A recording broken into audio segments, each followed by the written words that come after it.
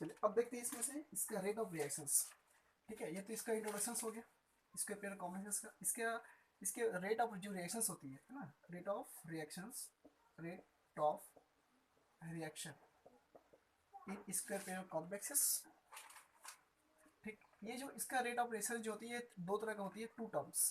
There is the two terms of rate of reaction, rate of reaction in substitutional reaction of square planar complex। ठीक है, ये to terms की मैं बात कर रहा हूँ यहाँ पे इसके रेट ऑफ रिएक्शंस का। तो ये जो टू टर्म्स होती है ये हमारा K1 K2 मतलब फर्स्ट ऑर्डर ऑफ रिएक्शंस और सेकंड ऑर्डर ऑफ रिएक्शंस दोनों तरह का रेट ऑफ रिएक्शन को क्या करता है, ये फॉलो करता है। सब जैसे कि इसका ये है, यहाँ पे इसका जो रेट ऑफ रिएक्शंस होती है these are the rate equal K1, this point is the K1 is the complexes 2. The first complexes square planar complexes is the first order of reactions, and the following to other complexes is the second order of reactions. So in this point, there is a platinum A3 in X is the N plus ions. These are reactant complexes, but and this K2 is the formations 2 and K platinum A2 A3 and this A3 and X and the Y ligand, Y ligand. This is the question number 1. देखिए मैंने ये बोला कि यहाँ पे K1 जो होती है एक तरह का हमारा जो रिएक्टेंट कॉम्प्लेक्सेस होती है, वो रिएक्टेंट जो कॉम्प्लेक्सेस इसके तरह कॉम्प्लेक्स होती है वो order of first order of faces follow करता है। और जो प्रिपरेशन शुगर आता है ना, वो कॉम्प्लेक्सेस हमारा कौन सा ऑर्डर करता है, सेकंड ऑर्डर ऑफ रिएक्शंस करता है। वेयर यहाँ पे टोटल इसको मैं लिख दूँ यहाँ पे, where K1 is equal first order rate constant, these are K1 first order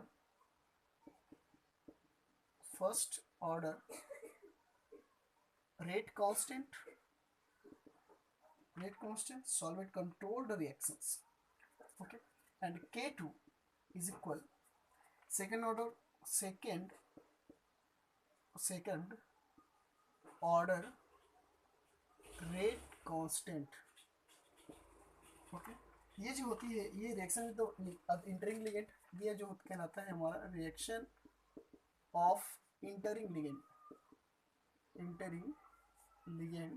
यहाँ पे इंटरिंग लिगेंड कौन सा है, वाई आयंस। ठीक है, इसलिए मैं इसको ये बोला कि रिएक्टेंट एंड प्रोडक्ट में इसको बोला हूँ मैं कि रिएक्टेंट जो होती है हमारा फर्स्ट ऑर्डर रिएक्शंस को फॉलो करता है, और ये जो होती है सेकंड जो प्रोडक्ट ग्रुप में जो हमारा ये बनती है ना, वो कहता है हमारा सेकंड ऑर्डर को फॉलो करता है। ठीक, इसलिए यहाँ पे जिसका टोटल ऑफ रिएक्शंस होगा के एब्जॉर्ब, इट इज द के observations equal is K1 plus K2 is Y complex. This is equation number 2 and these are the total of the represented by equation number 2। ठीक है, ये क्या करता है, जो रेट लॉ को क्या करते हैं, इक्वेशन में जो 2 होती है ना, ये क्या करते हैं रेट ऑफ रिएक्शन को क्या करता है, ये हमारा जो यहाँ पर रिप्रेजेंट करता है कि इसके कॉम्प्लेक्सेस में हमारा दोनों जो रिएक्टिविटी होती है, ये टोटल क्या करता है, इनका और इनके बीच में जो प्रिपरेशन हो रही है वो रेट कांस्टेंट क्या करता है, रिप्रेजेंट करता है कौन, equation number 2। K1 it is the reactant and K2 is the product. तो so is the total is represent to the rate constant या rate reactions of this square planar complexes in the substitution reactions. ठीक, ये होती है आपका rate of reactions कहलाता है। अब इसी रेट ऑफ रिएक्शंस के थ्रू हम उसको इंडिकेट करेंगे कि कैसे रिएक्शंस इसमें आपका वाई जो होती है वो इंटरिंग लिगेंड कैसे हमारा बनेगा, जिसमें एक तरह से उसको मैकेनिज्म्स पर भी इसको शो कर सकते हैं। कि अब देखते हैं इसी के रेट कांस्टेंट के फॉर्म रेट कांस्टेंट के जो रूप में इसका हम लोग देखेंगे कि ये कैसे हमारा रिएक्टिविटी करता है। ठीक है, इसमें the reactions of the platinum मैं इसको अभी करूँगा। ठीक, दिस पॉइंट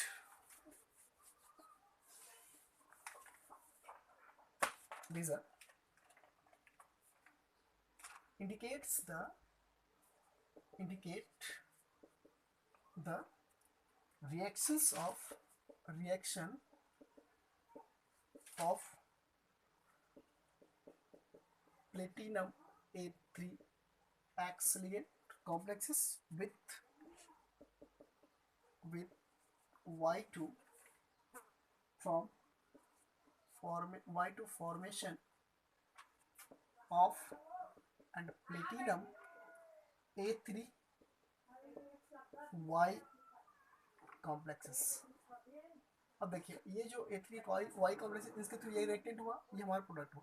अब हमारा इसी रेट ऑफ कांस्टेंट ग्रुप में कैसे प्रिपरेशन होती है मैं इसको बताता हूँ। जैसे सबसे पहले फर्स्ट ये आपका platinum in these are X and this point is the A reactant in the A and these are A. Total complexes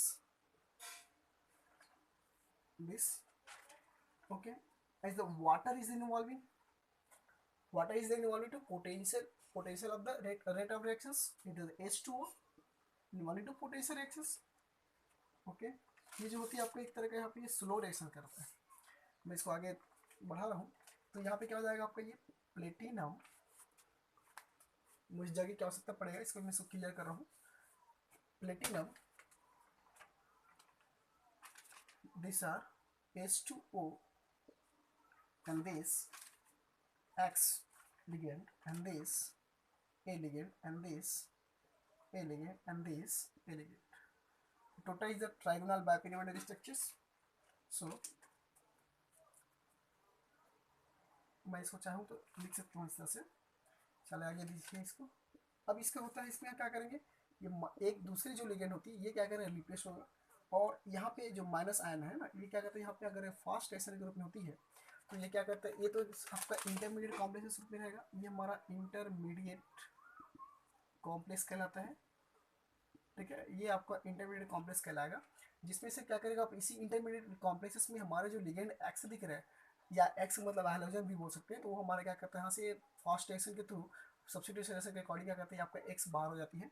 तो उस कंडीशन में हमारा क्या बनेगा, यहाँ पे इसका प्रोडक्ट जो प्रिपरेशन होगा वो आपका H2O यहाँ प्रिपरेशन होगा, और देन ये आपका ए लिगेंड और आपका ए लिगेंड आपका ये लिगेंड यहाँ पे प्रिपरेशन हो जाती है, ठीक। अब देखिए अब इसके बाद यह होता है कि यदि यहाँ पे हमारा कोई वाई लिगेंड इंटरिंग करेगा, entering of the ligand plus Y ligand जो होती है यहाँ पे आपका इंटर करता है, और यहाँ भी इसका क्या होता है एक तरह का फास्ट रिएक्शंस होती है, तो इसमें आपका इंटरमीडिएट कॉम्प्लेक्सेस प्रिपरेशन होगा, मतलब ये क्या करेगा इंटरिंग करेगा, जैसे अभी वाटर किया यहाँ पे वाटर के साथ हम लोग किया तो ये आपका इंटरमीडिएट कॉम्प्लेक्स प्रिपरेशन किया, तो सेम चीज़ें यहाँ भी ऐसे प्रिपरेशन होगा। तो ये हो जाती है आपका प्लेटिनम दिस ये आपका Y and this are H2O and this a ligand and this a ligand and this a ligand, triangular bipyramidal reactions होती है। तो फिर यहाँ पे क्या करते हैं, अब देखिए यहाँ पे जो इसका रिएक्टिविटी के साथ इनका जो प्रिपरेशन होगा तो क्या करेगा यहाँ पे इसका वाटर मॉलिक्यूल्स यहाँ से आपका बाहर हो जाएगी, और यहाँ पे क्या बनाएगा एक तरह का इसका फास्ट रिएक्शंस होती है। तो फास्ट रिएक्शन होने के बाद क्या प्रिपरेशन होगा, जो हमारा प्रोडक्ट बनना था वाई ये आपका A, these are A and these are A ligand, ठीक। तो ये हमारा प्रोडक्ट बना। एक था इसका जो इक्वेशंस देख रही है ये इक्वेशंस हमारा इस तरह से प्रिपरेशन में। दूसरे कंडीशन में क्या करते हैं हम इसको डायरेक्ट रूप में भी इसको क्या कर सकते हैं इसको ले सकते हैं, जैसे कि यहाँ पे अगर मैं लिख लूँ कि plus Y ions in the slow reactions in substitution reaction group में यहाँ स्लो होती है, तो एक जो कॉम्प्लेक्स प्रिपरेशन होगा हमारा यहाँ पे इंटरिंग कॉम्प्लेक्स प्रिपरेशन करेगा, इंटरमीडिएट कॉम्प्लेक्सेस को जो क्या करेगा यहाँ पे आपका this are Y and this X and this a and this a ligand and this a ligand, okay.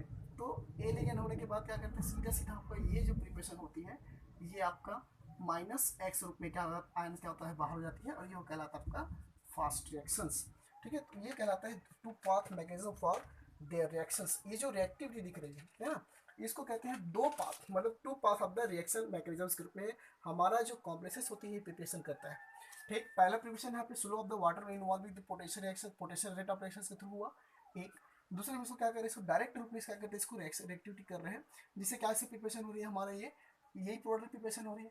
तो हमारे कितने रूप होगी इसका, ये दो तरह का पाथ को क्या करता है प्रिपरेशन करता है। मैं इसको लिख देता हूँ, यहाँ नीचे नहीं दिखेगा तो इसमें बीच में लिख रहा हूँ, इसका फिगर भी बोलते हैं इसको two path mechanisms for in their reactions, mechanisms for reaction, okay, of platinum complexes. इसको शॉर्ट में नीचे जैसे इसको शॉर्ट में लिखेंगे तो आप डायरेक्ट इसको लिख सकते हैं, कोई दिक्कत नहीं इसमें, ओके। जैसे शॉर्ट में लिखेंगे तो आप इसको कैसे लिखेंगे platinum A3X N minus ions plus Y, these are ये हो जाएगा आपका platinum A3Y n minus ion plus हो जाएगा आपका x माइनस आयन आपका बाहर हो जाएगा। तो इसी चीज़ को हम लोग क्या करें, प्रिपरेशन करते हैं। जितना भी यहाँ पे दिख रहा है सभी यहाँ पे सब्स्टिट्यूशन रिएक्शन के अकॉर्डिंग हो रही है, और हमारे जो प्रिपरेशन हो रही है ये रिएक्टेंट से प्रोडक्ट जो प्रिपरेशन होता है वो हमारा कहलाता है स्क्वायर पेयर कॉम्प्लेक्सेस का ही फॉर्म होती है। ठीक है, ये हो गया इसका रेट ऑफ रिएक्शन से साथ साथ इस पे हमारे इसके रिएक्शन मैकेनिज्म मिल गया स्क्वायर पेयर कॉम्प्लेक्सेस का।